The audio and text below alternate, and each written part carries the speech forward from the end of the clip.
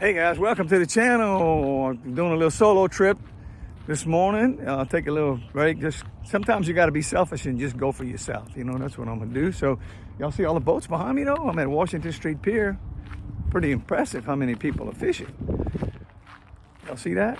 So we got a little north wind blowing. Got to stick, I guess, close to the beach and piers, whatever, along the coast, not too far out.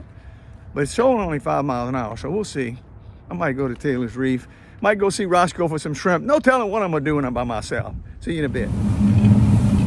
You know, when I learn something new, I try to pass it on to my fans and my friends. And last night I was just looking at all the other conditions today, and I saw poor quality on the air. And I've been having sinus for like 2 months. Can't get rid of it. And my grandbaby, same thing. And, you know, it says if you have sensitive people to stay inside. I can't stay inside or wear a mask. I can't do that either, but at least I know the reason why I've been having that sinus that long.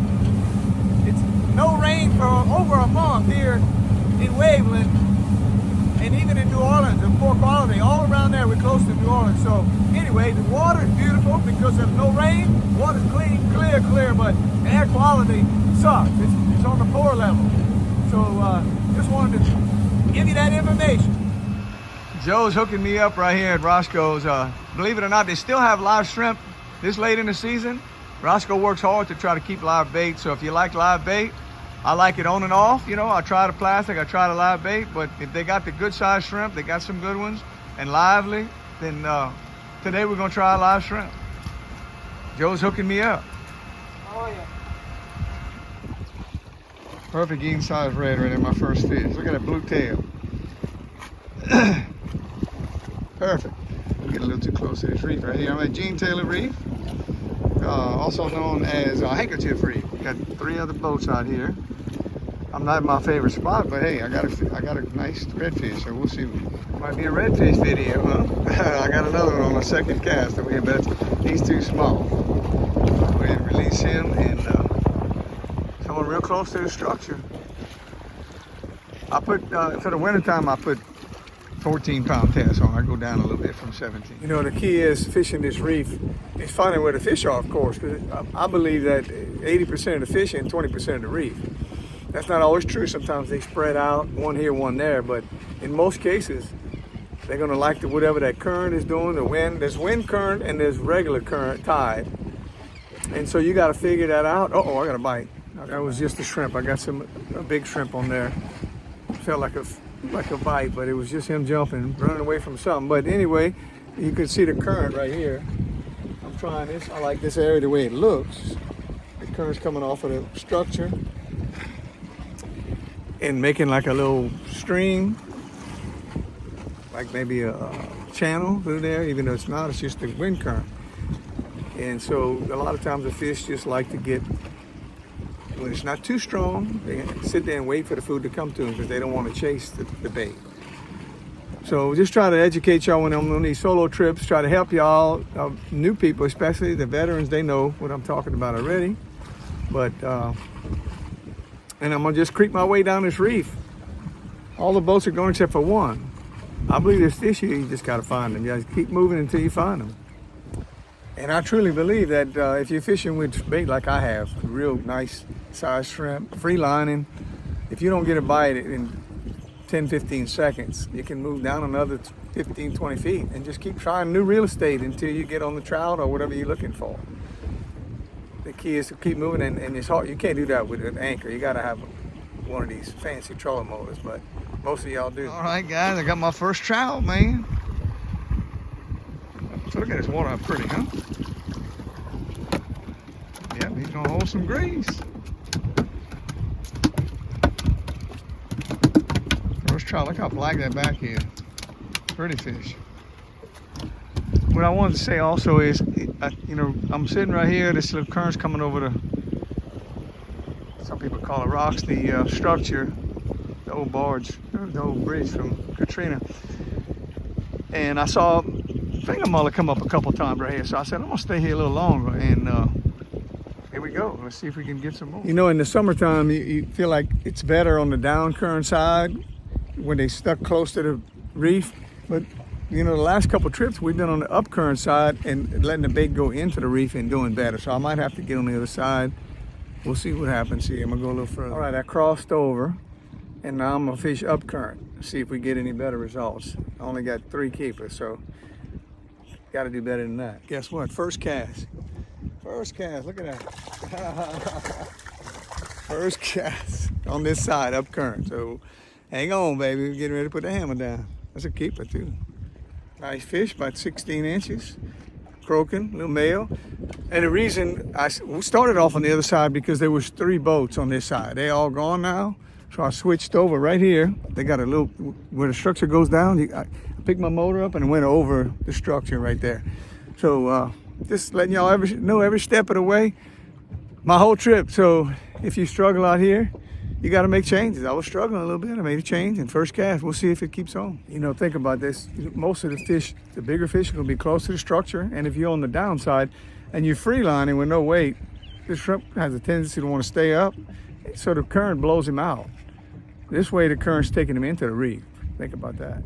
Oh, got a nice one right here, guys. Nice one right here. Trying to get in that trolling motor. Trying to do this with one hand, man. Oh, look at this. Pretty fish. Look at that pretty water, huh? See if I can flip him up. Oh, look at that. Look at that flip, boy. Up current side seemed like the trick. So we in business now. We got 1 boat left over here. That's it. Big trout right there, boy. Another big one. Look at that. Pretty water. Can't get no better than that, huh? What? Oh, man. I played with him too long. God dog. Right, let me show you exactly what I'm doing. I got a bite, I think. But the tide's going out over the reef. Outgoing tide, falling tide. And I'm throwing out here.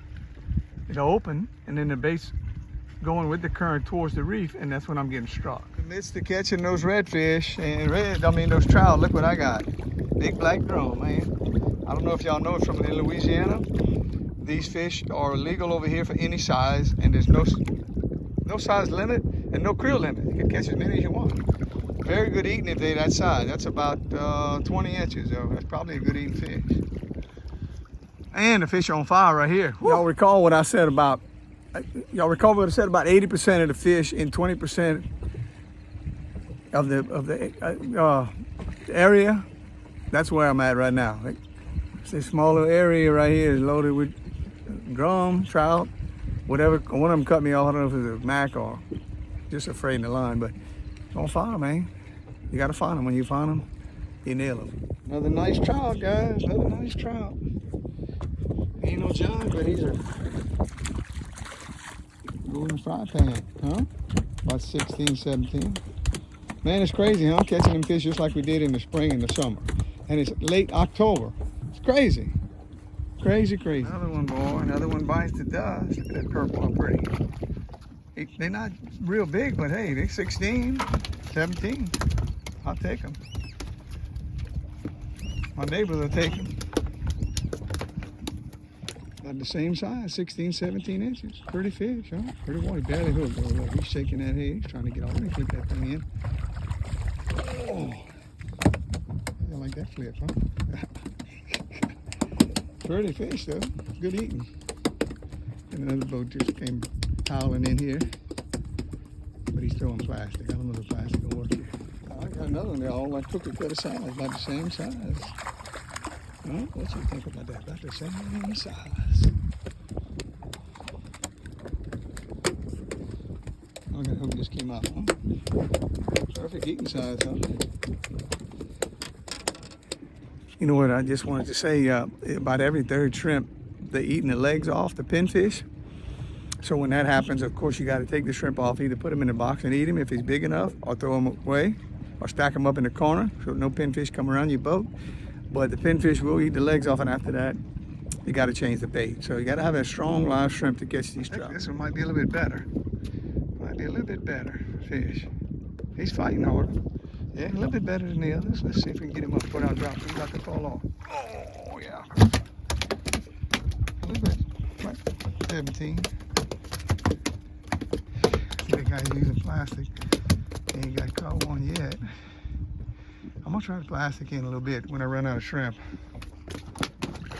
See, this might be the first non-keeper. First non-legal fish right there out here. That's pretty darn good, I'll tell you what. And I've been hammering them, boy. That's gonna be close to my limit right there. Very close to my limit. My wife's calling me, she wants to go eat, so we'll see. Look, I switched to plastic. Look what I got. A big fat white trout. A nice one though. Real nice one. Look at the size of these white trout. I switched to plastic. I was losing some baits with shrimp. I ran out of big shrimp, but I was losing, and I'm wondering what it was. Oh, and I was missing them. I was getting mad. It was this what was stealing them right trout there. On plastic. I'm wearing them out, man. Every cast. It's crazy. Every cast. You right at 15. Every cast. I ran out of shrimp and went to that plastic 1/8 ounce jig head. Every cast. Y'all know what I said about moving until you find the fish.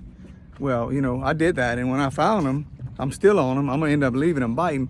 And they had several boats come not far from here and left and didn't catch anything. So it's all about finding the fish. It's like a hunt when you speckled trout fishing. And once you find them, you gotta have the right bait. And it don't really matter right now. They're just eating anything. But I did catch the bigger fish on shrimp, big shrimp. So we'll see if I can get a couple more big ones on plastic, then I'm going to dinner. Nice big trout on plastic, though. They eating anything right now. A real nice one, 17 inches. They eating anything, crazy. Look, everybody's gone. Look, everybody's gone.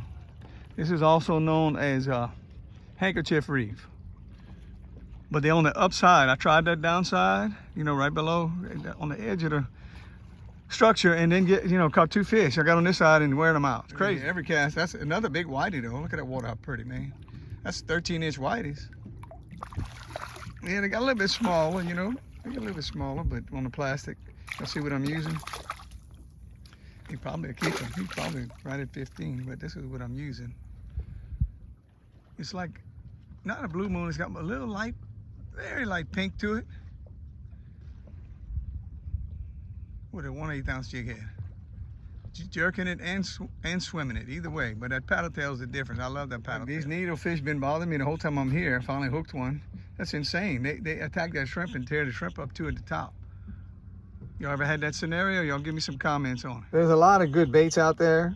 I try them all. And when the fish are biting, they're gonna bite on it. You know, it really don't matter. As long as you got good tail action, that's a matrix. I got that at Claiborne Hill, believe it or not, with Roscoe. And that's the color I've been using, catching them every cast. All right, y'all know that insane time when you're on a trip, fishing trip, and this one was short. It's only, I got out here about probably 9 o'clock, and it's about 11:45 and I'm done. But you know, that insane time where most fishing trips you have about 15 minutes to 30 minutes of bliss, like bam, bam, bam, every cast. Mine lasted about 45 minutes. And they still bite, but about every third cast instead of every cast. So I got plenty of fish and wife's waiting for me, so we'll call it a trip, an epic trip again. Wow. Man, that was unbelievable. Mississippi hasn't disappointed me this year much, I tell you what. And this is close to my house, so thank you, Lord. And we'll see you next time. Subscribe, tell your friends about Tommy V's channel. Let's get some subscribers up there so I can make a little money and pay for my expenses, you know? It'd be nice to, people don't realize that 7,000 subscribers, you get 3,000 views, you get 25, 50 bucks on that video, maybe 25 bucks on a video. So it's, I do it for the love, but one day I'm gonna do it for the money. We'll see you next time. Love y'all.